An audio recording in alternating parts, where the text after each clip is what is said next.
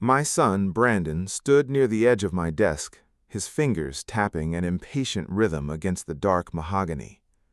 Beside him, his wife, Jessica, held a stack of bank forms and property transfer documents, her expression painted with a tight, artificial smile that couldn't quite mask the cold calculation in her eyes. "We're doing this because we have to, Dad," Brandon said, his voice flat and void of warmth. "The restaurant chain isn't making money anymore. You're 67. You can't keep running 3 locations, managing payroll and stressing over vendors. We've already signed the preliminary surrender of the corporate entity. You just need to sign over the land titles and the central operating account. We've set up a small allowance for you in a senior care apartment downtown. You'll be comfortable, and you won't have to worry about a thing." Jessica stepped forward, sliding a pen toward my hand. "It's for the best, Arthur. You've had a good run, but the business belongs to the next generation now. If you don't sign today, the bank will freeze the accounts anyway, due to the outstanding equipment loans. You'll end up with nothing. This way, at least you get a roof over your head." I sat perfectly still, my hands resting calmly on the polished desk in the office of Vance's Family Bistro, the flagship restaurant I had opened 40 years ago with my late wife, Clara. I looked into my son's eyes, searching for a trace of the boy who used to stand on a milk crate in this very kitchen, proudly helping his mother roll out pizza dough. I found nothing, only impatience, greed, and the dismissive contempt of someone who believed his father was a weak, helpless relic holding him back from a fortune.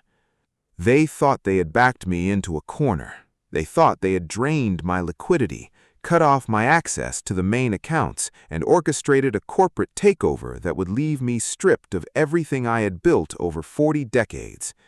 They believed I was sitting there defeated, surrounded by the ruins of my life's work.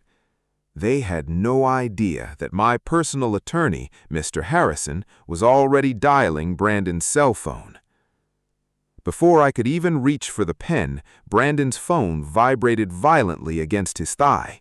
He frowned, glancing down at the screen. Seeing an unlisted corporate number, he tapped the screen and brought the phone to his ear with an irritated sigh. "Hello? Look, I'm in the middle of a private family signing right now," Brandon began, his tone sharp. He cut himself off mid-sentence. His jaw went slack. The color drained from his face so fast it looked as if every drop of blood had been pulled from his skin. His eyes darted toward me, wide with a sudden, suffocating panic. "What?" Brandon whispered, his voice cracking. "What do you mean, primary lien holder? That's impossible. The company debt was restructured through—" He went completely silent, listening to the voice on the other end of the line. Beside him, Jessica's smirk faltered. She grabbed his elbow, her voice rising in anxiety. "Brandon, who is that? What is he saying?" Brandon didn't answer her. He slowly lowered the phone from his ear, his hand trembling so violently he nearly dropped the device onto the carpet. He looked at me as if he were seeing a ghost. "They never expected that phone call," I murmured softly, leaning back in my leather chair, "because they thought they were playing a game against an old man who didn't know the rules." To understand how my own son and daughter-in-law arrived at my desk ready to strip me of my dignity, you have to go back 6 months. After Clara passed away 4 years ago, Vance's Family Bistro was all I had left. It wasn't just a business, it was a sanctuary of memories. The 3 locations across the county represented every sacrifice we had ever made. Every missed vacation, every late-night balancing ledgers, every dollar reinvested so our children could have a life without financial fear. Brandon had joined the business 5 years ago as General Operations Manager. At first, I was thrilled. I wanted nothing more than to pass the torch to my son. But 2 years ago, Brandon married Jessica, an ambitious, high-end real estate consultant who viewed our traditional, community-focused restaurants not as a legacy, but as an undervalued asset waiting to be liquidized. Slowly, the atmosphere began to shift. Jessica convinced Brandon that our warm, affordable family dining concept was outdated. They pushed to convert our flagship location into a trendy, overpriced lounge. When I hesitated, wanting to protect our loyal working-class customer base, they began making changes behind my back. Then, 6 months ago, the small warning signs turned into glaring red flags. Vendor payments started bouncing. Longtime staff members came to me in tears, claiming their health insurance coverage had lapsed. When I audited the company's internal ledger, I discovered nearly $180,000 missing from the Central Reserve Fund, money that had been transferred in small, discrete amounts to an offshore holding company registered in Jessica's maiden name. I was heartbroken, but I couldn't bring myself to believe my own son was intentionally robbing me. I thought he was being manipulated, or perhaps drowning in bad investments. I confronted Brandon privately in this very office. I remember that conversation like a scar on my soul. Brandon didn't apologize. He didn't blink. He sat where he stood today, looked me in the eye, and said, "You're living in the past, Dad. That money was moved to secure capital for our expansion. You're too old to understand modern corporate finance. You need to step aside before you ruin everything." It wasn't just about the money. It was the realization that my son looked at me with cold indifference. He saw me not as the father who had worked 70 hours a week to pay for his college tuition, but as an obstacle standing between him and total control of a multi-million-dollar real estate portfolio. Over the next 3 months, things rapidly escalated. Brandon and Jessica orchestrated a subtle, psychological campaign to discredit me. They began telling our board members and head chefs that I was suffering from early-stage memory loss. Jessica would purposefully misplace important delivery receipts or alter inventory logs, only to present them to our accountant while saying, "Poor Arthur, he's just not tracking details like he used to." They were laying the legal groundwork to declare me mentally unfit to execute corporate decisions. I felt isolated, vulnerable, and deeply betrayed. I began to doubt myself. Was I becoming forgetful? Was I clinging too tightly to the past? I spent nights sitting alone in my empty house, staring at old family photo albums, wondering where I had failed as a father. During this painful period, my daughter, Laura, Brandon's younger sister, flew in from Chicago. Laura was a marine biologist, quiet, independent, and completely removed from the family business. When she saw how tired and frail I looked, she stayed with me for a week. One evening over tea, Laura held my hands. "Dad, I know what Brandon and Jessica are doing," she said softly. "I looked at the public filings for the restaurant group. Jessica's brother is a senior partner in a commercial development firm. They don't want to run the restaurants, Dad. They've already signed an intent to sell agreement with a mega retailer to demolish all 3 locations and build luxury high-rises. They're planning to bankrupt the operating company, force you into a cheap care facility, and pocket the land sale proceeds." The room spun. My own son was planning to destroy everything my mother and I had built, tearing down the very buildings where we had spent our lives, just to line his pockets with developer cash. "Are you sure, Laura?" I asked, my voice barely a whisper. "I saw the draft proposal on Jessica's laptop when I visited their house last night," Laura revealed, tears shining in her eyes. "Dad, they think you're helpless. They think because you don't understand digital asset transfers, you can't stop them." That night, after Laura went to sleep, I made a choice. I stopped weeping. I stopped doubting myself. My father had taught me that patience and silence are an honest man's greatest weapons when dealing with deceit. Brandon and Jessica believed I was a defenseless old man. I decided to let them keep believing it. The next morning, I reached out to Mr. Thomas Harrison, a sharp, veteran corporate attorney who had been a personal friend of my late wife's family for 30 years. We met at a quiet diner 2 towns over. I laid out the financial ledgers, the fraudulent transfers, and Laura's discovery regarding the developer proposal. Mr. Harrison reviewed the documents, his face growing darker by the minute. "Arthur," he said gravely, "what they're doing is a textbook hostile squeeze-out. Because Brandon has secondary signing authority on the corporate accounts, he's been intentionally taking out high-interest, short-term equipment loans against the business. He's deliberately creating an artificial debt crisis. In 2 weeks, those loans will default. Brandon plans to step in as the savior, force you to transfer the land titles to clear the debt, and then immediately turn around and execute the multi-million-dollar land sale to the developer." "Can we sue them?" I asked. "We could," Harrison replied, "but a court battle will take 18 months. In the meantime, they will freeze your personal accounts, tie up the business in receivership, and drain your remaining savings and legal fees. By the time you win, the restaurants will be ruined and you'll be financially exhausted. They're counting on you not having the energy or cash to fight them."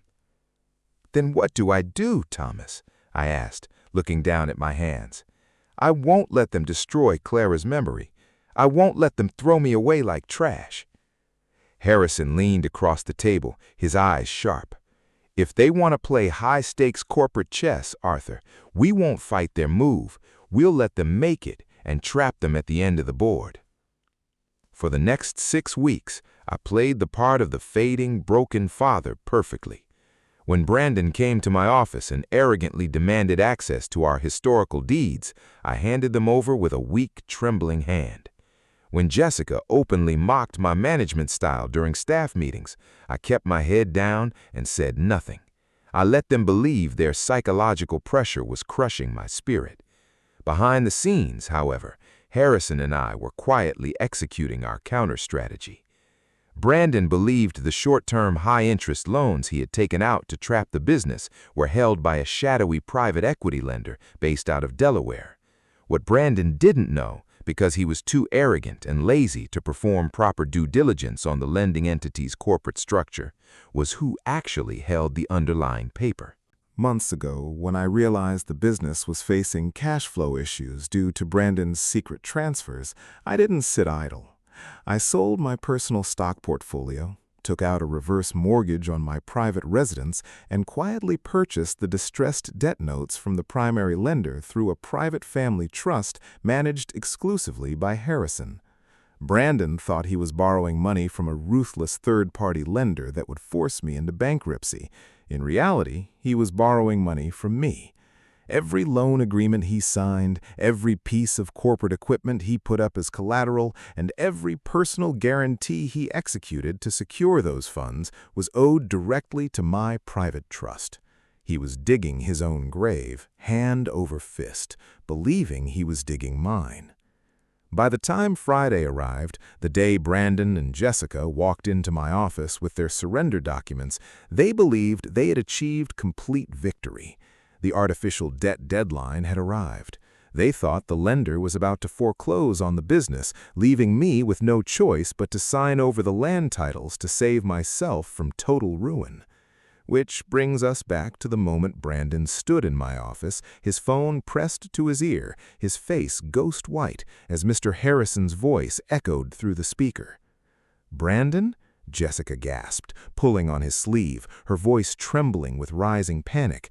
"Talk to me. Who was that? What is happening?" Brandon slowly looked at his wife, his lips trembling. That was Harrison," he stammered, his eyes wide with horror. "The private equity lender, the entity holding the $1.2 million in default notes against our equipment and land. What about them? They're foreclosing today. That's why we need Arthur to sign these papers right now." "They're not foreclosing on Dad," Brandon whispered, his voice completely breaking. "They're foreclosing on us." I sat forward in my chair, folding my hands neatly on the desk. "You see, Jessica," I said, my voice calm, smooth, and absolute, "when Brandon executed those personal guarantees to secure those high-interest loans, he pledged his personal home, his investment portfolio, and his corporate shares as collateral to the lender. He thought he was risking the restaurant's future to force me out, but he didn't check who owned the lender. Jessica stared at me, her mouth opening and closing like a fish out of water. You bought the loans?" "Every single one of them," I replied softly, "through an irrevocable trust set up 2 months ago. You thought you were bleeding this business dry, stealing $180,000 from the reserve account to fund your offshore company. Did you really think I wouldn't notice? Did you really think I didn't love this family enough to pay attention?" Brandon dropped to his knees beside my desk, the arrogant corporate executive instantly vanishing, replaced by a terrified child facing the consequences of his actions. "Dad, please," Brandon sobbed, reaching out toward my desk, his voice cracking with desperate pleas. "Dad, I'm sorry. Jessica convinced we needed to modernize. I was under so much financial pressure. You can't do this to us. The bank will take our house. We'll be ruined." Jessica spun on him, her fake composure shattering into pure rage. "Don't you dare blame this on me, Brandon. You were the one who wanted the money. You were the one who said your father was too stupid to realize what we were doing." "Quiet, Jessica," Brandon yelled back, tears streaming down his face as he looked up at me. "Dad, please, we're family. You can't destroy your own son."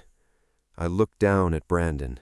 The pain in my chest was deep and hollow, a profound aching grief for the son I had raised, loved, and protected.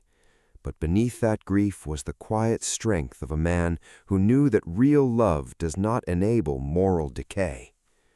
"I didn't destroy you, Brandon," I said gently, my voice heavy with sorrow. "You destroyed yourself the moment you decided that my life, my dignity, and your mother's memory were worthless compared to a developer's check." The office door opened, and Mr. Harrison walked in, accompanied by 2 uniformed county deputies and an independent auditor. Harrison laid a thick blue legal folder on the desk in front of Brandon. "Brandon Vance, Jessica Vance," Harrison announced formally, his voice cutting through the room like iron. "As counsel for the primary lien holder and operating trust, I am serving you with a formal notice of corporate asset seizure and personal foreclosure. Furthermore, a forensic audit regarding the unauthorized transfer of $180,000 from Vance Family Bistro accounts has been submitted to the District Attorney's Office for review." Jessica let out a choked scream, grabbing her designer bag and rushing out of the office past the deputies without looking back at her husband once. Brandon remained on his knees, weeping quietly into his hands, completely broken. "You have 1 hour to clear your personal belongings from the building, Brandon," Harrison said quietly. "After that, you are formally trespassed from all corporate properties." Brandon slowly stood up. He looked at me one last time, searching my face for a glimmer of weakness, a hint of the old, passive father he could manipulate. But he found only the quiet, unyielding resolve of a man who had reclaimed his legacy. Without saying another word, he turned and walked out of the office, his head hung low in utter defeat. An hour later, the restaurant was quiet. The lunch rush had ended, and the afternoon sun was streaming through the stained glass windows of the dining room, casting warm amber light across the wooden tables my wife and I had polished together so many years ago. My daughter, Laura, walked into the office, carrying 2 steaming mugs of black coffee.